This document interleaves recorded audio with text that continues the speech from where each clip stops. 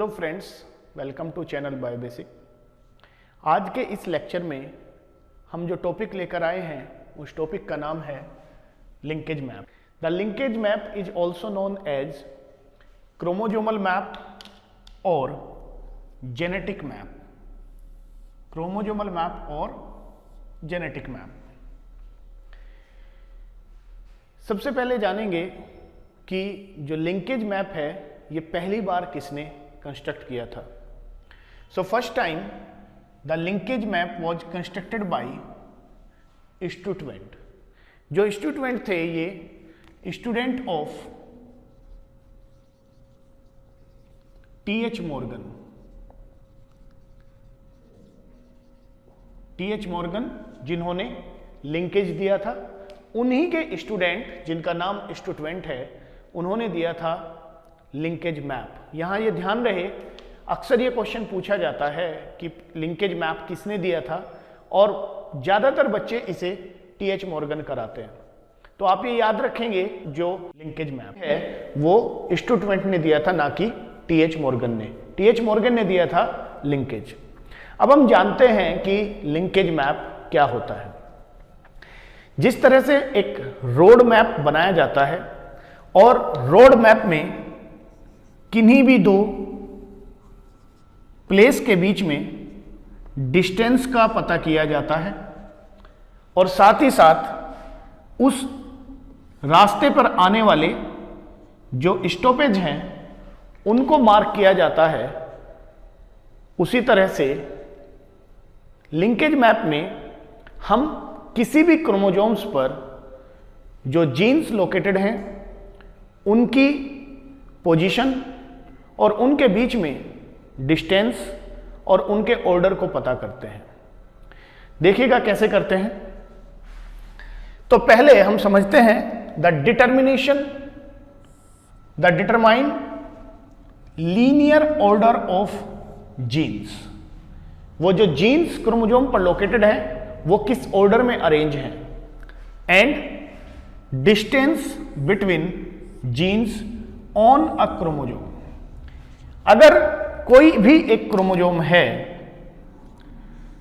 और इस क्रोमोसोम पर कोई भी 5 जीन लोकेटेड है, तो हम कैसे पता करेंगे कि ये 5 जीन इस क्रोमोसोम पर किस ऑर्डर में लोकेटेड है। ये ऐसा भी हो सकता है या ये किसी और ऑर्डर में भी हो सकते हैं। एक तो हम ये पता करते हैं लिंकेज मैप के थ्रू। दूसरा, हम ये पता करते हैं कि इन 2 जीन के बीच में कितनी डिस्टेंस है, या इन 2 जीन के बीच में कितनी डिस्टेंस है, या इन 2 जीन के बीच में कितनी डिस्टेंस है। यह पता किया जाता है लिंकेज मैप के थ्रू। लिंकेज मैप को करने के लिए जो स्टुटवेंट थे उन्होंने यूज करी थी रिकॉम्बिनेंट फ्रीक्वेंसी या क्रॉसिंग ओवर फ्रीक्वेंसी। पिछले कुछ वीडियो में हमने ये जाना था कि क्रॉसिंग ओवर क्या होता है या लिंकेज क्या होता है। जैसा कि आप जानते हैं, जब क्रॉसिंग ओवर होता है तो ऑफ स्प्रिंग्स में रिकॉम्बिनेंट भी पाए जाते हैं। उन रिकॉम्बिनेंट्स की फ्रीक्वेंसी को कैलकुलेट करके हम कैलकुलेट करते हैं the distance between the genes and the order of the gene. So पहले हम समझते हैं कि किस तरह से क्रॉसिंग ओवर फ्रीक्वेंसी को या रिकॉम्बिनेंट फ्रीक्वेंसी को कैलकुलेट करते हैं, और उसके बाद हम एक एग्जाम्पल के थ्रू समझेंगे कि किस तरीके से हम किसी क्रोमोसोम पर डिस्टेंस कैलकुलेट करते हैं और ऑर्डर को कैलकुलेट करते हैं। सो 1% crossing over frequency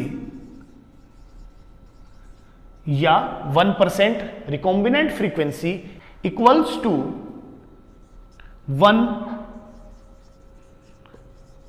map distance. So to calculate the crossing over frequency,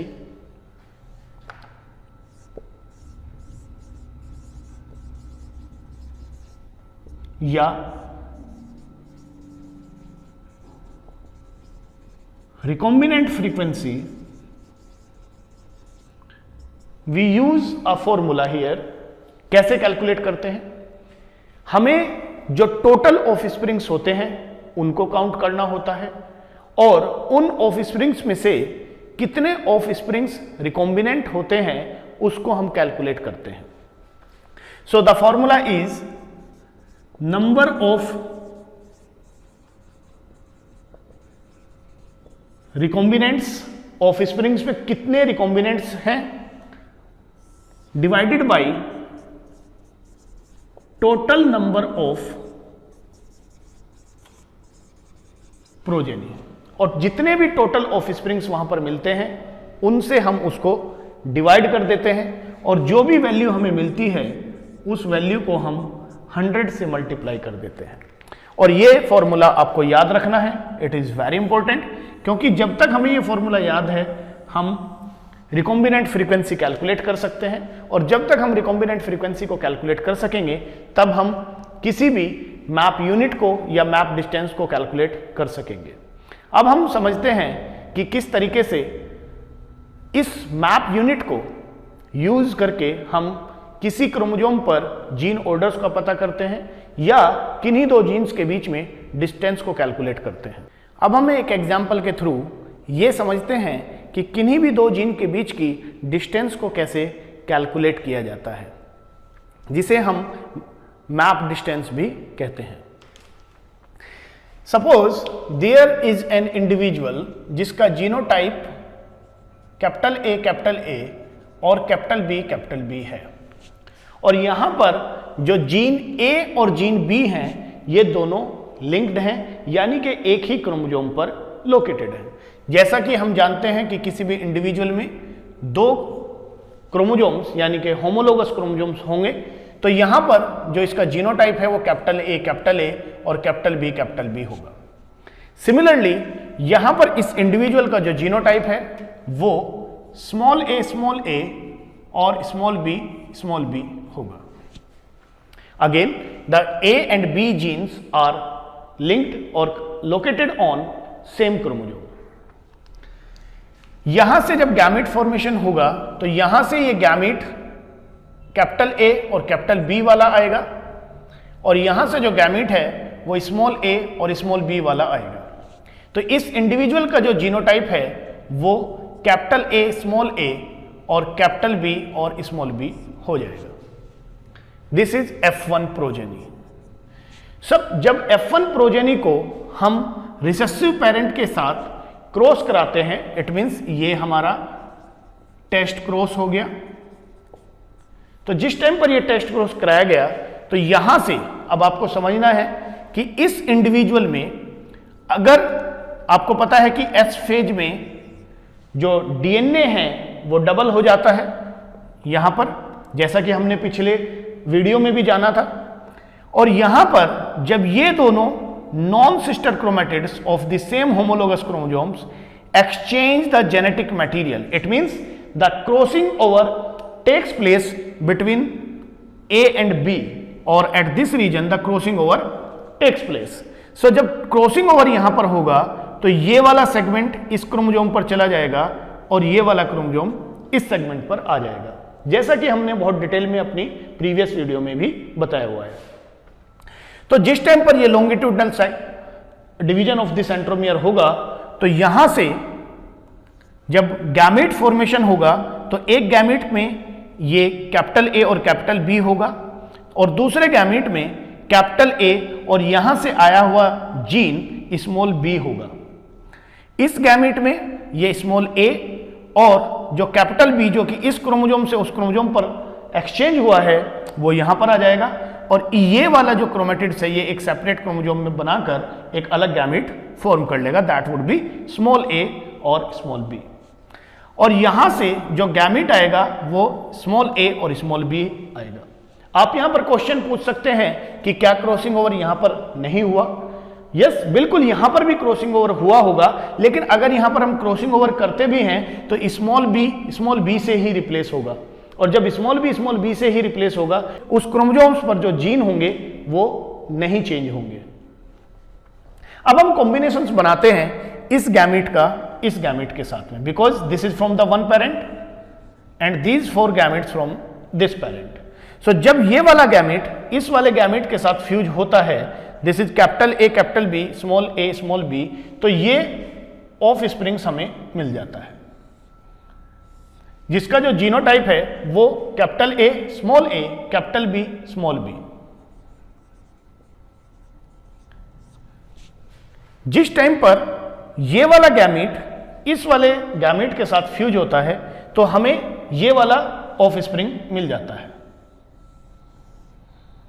it is capital A and small b small b. जब ये वाला गैमेट इस वाले गैमेट के साथ फ्यूज होता है तो हमें मिल जाता है स्मॉल ए और capital B small b. This is the third type of spring. जब ये वाला गैमेट और ये वाला गैमेट फ्यूज होता है तो हमें ये ऑफ स्प्रिंग मिल जाता है और इसका जो जीनोटाइप है that is small a small b. अब यहां पर आपको जो सबसे पहले समझनी है चीज वो ये है कि आपको फाइंड आउट करना है कि इसमें कौन से पेरेंटल टाइप्स हैं और कौन से रिकॉम्बिनेंट टाइप हैं। तो आप देखेंगे कि यहां पर ये जीनोटाइप और ये जीनोटाइप मैच होता है, इट मींस ये पेरेंटल टाइप है। आप यहां का जो जीनोटाइप है it is small a small b, ये जीनोटाइप इस जीनोटाइप से मैच होता है, इट मींस ये पेरेंटल टाइप है। अब ये जो जीनोटाइप है या ये जो जीनोटाइप है ये दोनों जीनोटाइप पेरेंट से नहीं मिलते हैं, तो it means these are recombinant type. और जैसा कि मैंने आपको पहले भी बताया है कि वहां पर रिकॉम्बिनेंट्स वहीं आएंगे जहां पर क्रॉसिंग ओवर होगा। आप देखिए इन दो गैमेट्स में क्रॉसिंग ओवर हुआ और उन्हीं दो गैमेट से दो टाइप के रिकॉम्बिनेंट्स हमें मिले। अब हम समझते हैं कि इस न्यूमेरिकल में जो पेरेंटल टाइप हैं, इस टाइप का जो जीनोटाइप है उस ऑफस्प्रिंग का जो नंबर है वो 160 है और इस ऑफस्प्रिंग का जो नंबर है वो 165 है। इट मींस कि हमें इस क्रॉस को कराने के बाद इतने हमें ये वाले ऑफस्प्रिंग मिलते हैं और इतने 165 हमें ये वाले ऑफस्प्रिंग्स मिलते हैं। यहां पर 36 हमें ये वाले ऑफस्प्रिंग मिलते हैं और 39 हमें ये वाले ऑफस्प्रिंग्स मिलते हैं। तो हम देखेंगे कि टोटल नंबर ऑफ रिकॉम्बिनेंट्स यहां पर कितने हैं, 36 प्लस 39, और जब आप इसको काउंट करेंगे 9, 6, 15, 3, 3, 6 एंड 7, तो टोटल नंबर ऑफ रिकॉम्बिनेंट्स कितने हो गए, 75 हो गए। और अगर हम करें तो ये तो हो गया हमारा रिकॉम्बिनेंट्स का नंबर। अगर हम टोटल प्रोजेनी की बात करें, in total progeny 160 plus 165 plus 36 plus 39, so the total will be 400. Now we calculate the crossing over frequency or recombinant frequency. As we know that the crossing over frequency or recombinant frequency can be calculated by this formula, the number of recombinants divided by total number of progeny multiplied by 100. So here we will see the recombinant are 75 and the total progeny are 400 and we will multiply it with 100. If you calculate this, the answer would be 18.75 and this is crossing over frequency. जैसा कि मैंने आपको पहले ही बताया है कि 1% crossing over frequency is equal to 1 map distance. तो तो यहां पर कितने परसेंट हमारी क्रॉसिंग ओवर फ्रीक्वेंसी आई है, वो है 18.75. It means 18.75 map unit, because 1% crossing over frequency is equal to 1 map unit or 1 centimorgan. This is the centimorgan or map units are the unit for the measurement of linkage map. याद रखेंगे ये बात, the cm is equal to